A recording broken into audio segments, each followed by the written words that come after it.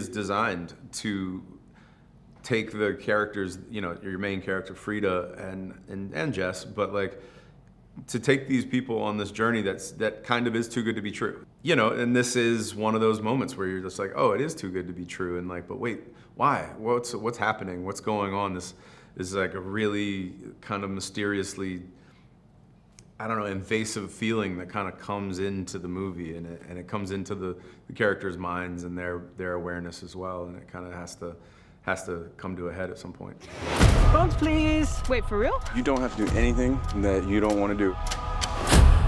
I'm having a great time here. But I also have this feeling that I'm like, not.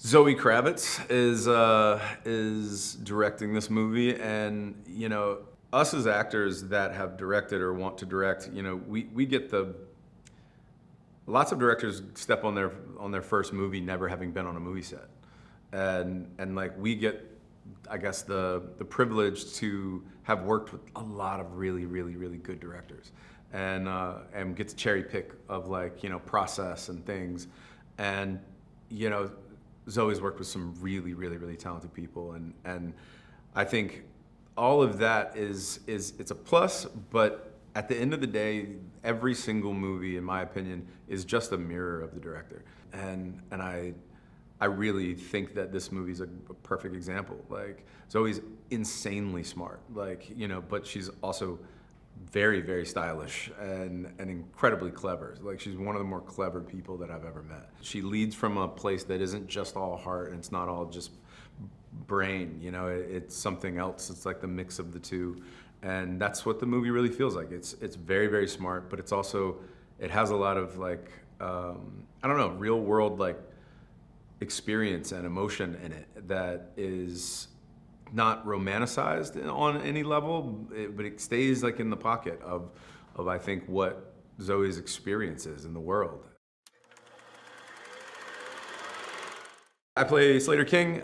He's a tech sort of billionaire kind of guy, and probably got a lot of money at a time where, you know, there were no rules. You know, when you get a lot of money at a young age, like, you know, there's no playbook or rule book that tells you how to do it. We're going to my island for a few days. Do you guys want to come? This is crazy.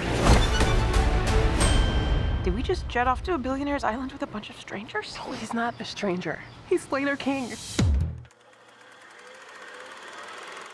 Frida is our main character that we get to go into this, you know, this story or this journey with, and I think she's just like everybody else that is probably trying to figure out how to make money, whether it's like a bunch of different hustles, and really just is tired and wants a fucking vacation, and like this opportunity comes by that is just like what, like the person that you kind of admire from afar all of a sudden just like looks at you, and like it, of course, like you're just like, oh my God, it's happening.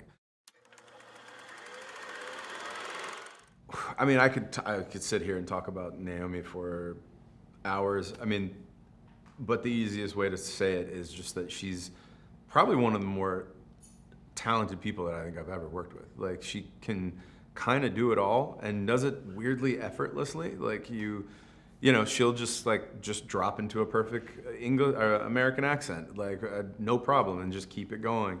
And then like she'll be like, I want to find like a person to actually, like, you know, kind of start to like mimic so she doesn't feel so standard. And then we can just cry perfectly crocodile tears on command.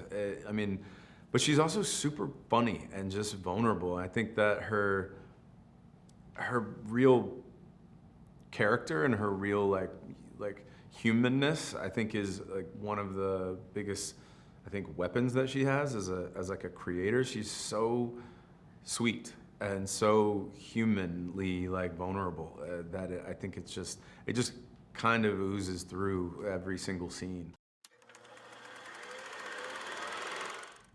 Slater and probably like people that even I think kind of live like this, you have the intention of what you want it to be. You like want it to be like really clean and nice and like the experience to be like all taken care of. But it's hard. You better always ask yourself, like, why is this happening? Like, what is the purpose? What's the intention behind it all? And I think that's where our movie is very specifically, telling you that things are not as they seem. Alia Shawkat that plays Jess, she's kind of one of my favorite characters. Like, and because of what she brings in such little scenes, and Alia's she's so good. Like, she just has that, I guess, just like the fabric of her. You just love her. God, Gina, I mean, she was such a, like, kind of an outlier. Like, I didn't, like, it was so cool that she wanted to come and do this movie because of who she is, one, just as an actress, but for her to, like, sign on and, like, to connect with Zoe and know what this movie means and to, like, kind of co-sign what it's saying, it was so huge. And she does so much in such few amount of scenes. She's just such a pro, like an incredible pro, knew exactly her role. And I think us young, I guess I'm not young anymore, but like, I think,